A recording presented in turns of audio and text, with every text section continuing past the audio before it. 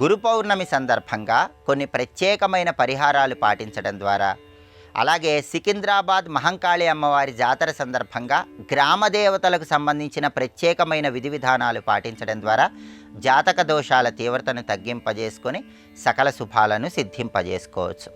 ప్రధానంగా గురు పౌర్ణమి సందర్భంగా గురుస్వరూపమైనటువంటి దత్తాత్రేయుడు, దక్షిణామూర్తి, షిరిడీ సాయినాథుడు, రాఘవేంద్ర స్వామి వీరికి సంబంధించిన పరిహారాలు పాటిస్తే గురుబలాన్ని పెంపొందింపజేసుకొని వృత్తి, ఉద్యోగ, వ్యాపార రంగాల్లో మంచి పురోభివృద్ధిని సాధించవచ్చు.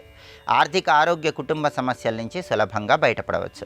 ప్రధానంగా గురు పౌర్ణమి సందర్భంగా దత్తాత్రేయుడికి శనగలు దారంతో దండలాగా కట్టి ఆ శనగల దండ అలంకరించడం ద్వారా, దత్తాత్రేయ మందిరంలో తాళింపు పెట్టిన శనగలు భక్తులకు పంచిపెట్టడం ద్వారా సకల శుభాలు కలుగుతాయి. అలాగే దత్తాత్రేయ స్వరూపమైనటువంటి మేడి చెట్టు దగ్గరకు వెళ్ళి మేడి చెట్టు దగ్గర దీపారాధన చేసి మేడి చెట్టుకు ప్రదక్షిణలు చేయటం ద్వారా, మేడి చెట్టుకి పసుపు రంగులో ఉన్నటువంటి దారాన్ని చుట్టడం ద్వారా గురుబలం పెంపొందింపజేసుకొని ఆదాయ మార్గాలు పెంపొందింపజేసుకోవచ్చు.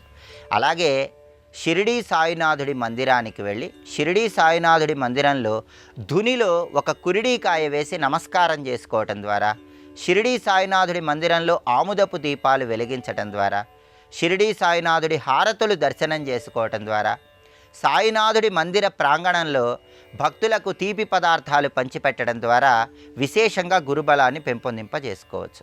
అలాగే ఈరోజు దక్షిణామూర్తి చిత్రపటానికి తెల్లటి పూలమాలికను అలంకరించడం, తెలుపు రంగు పుష్పాలతో దక్షిణామూర్తిని పూజించడం, తెలుపు పదార్థాలు నివేదన చేయటం ద్వారా శ్రీ భగవతే జ్ఞానశక్త్యావతారాయ దక్షిణామూర్తయే నమః అనే మంత్రాన్ని వీలైనన్ని సార్లు పఠించడం ద్వారా గురుబలాన్ని పెంపొందింపజేసుకొని విద్యాప్రాప్తిని సిద్ధింపజేసుకోవచ్చు.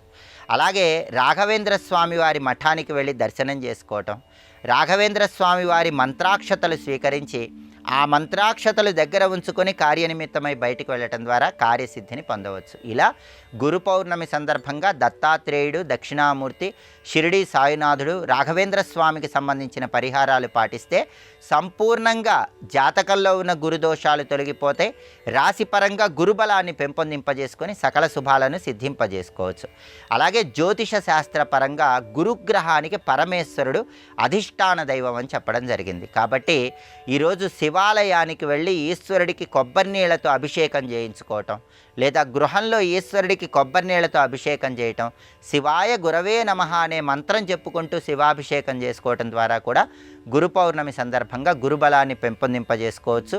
గురు పౌర్ణమి అంటే వ్యాస భగవానుడి జన్మదినం కాబట్టి వ్యాసాయ నమః అనే మంత్రాన్ని దీపారాధన చేసిన తర్వాత 21 సార్లు పఠించడం ద్వారా కూడా సకల శుభాలను సిద్ధింపజేసుకోవచ్చు. అదేవిధంగా సికింద్రాబాద్ మహంకాళి అమ్మవారి జాతర సందర్భంగా దగ్గరలో ఉన్నటువంటి గ్రామ దేవతల దగ్గరకు వెళ్ళి నిమ్మకాయల దండను సమర్పించటం, గ్రామ దేవతలకు కుంకుమ సమర్పించటం, అలాగే గ్రామ దేవతలకి ఎరుపు రంగు చీర, రవిక వస్త్రము, పసుపు, కుంకుమ తాంబూలంలో ఉంచి అది సమర్పించడం ద్వారా గ్రామదేవతల సంపూర్ణమైన అనుగ్రహం కలుగుతుంది. అలాగే సికింద్రాబాద్ ఉజ్జయిని మహంకాళి అమ్మవారి జాతర సందర్భంగా పులగం గ్రామదేవతకు నివేదన చేయటం ద్వారా సకల శుభాలను సిద్ధింపజేసుకోవచ్చు, అన్ని సమస్యలు అధిగమించవచ్చు. వేపాకులు కలిపినటువంటి పసుపు నీటిని గ్రామదేవతకు సమర్పించడం ద్వారా విశేషంగా గ్రామదేవత అనుగ్రహానికి పాత్రులై అనారోగ్య సమస్యల తీవ్రతను తగ్గింపజేసుకోవచ్చు.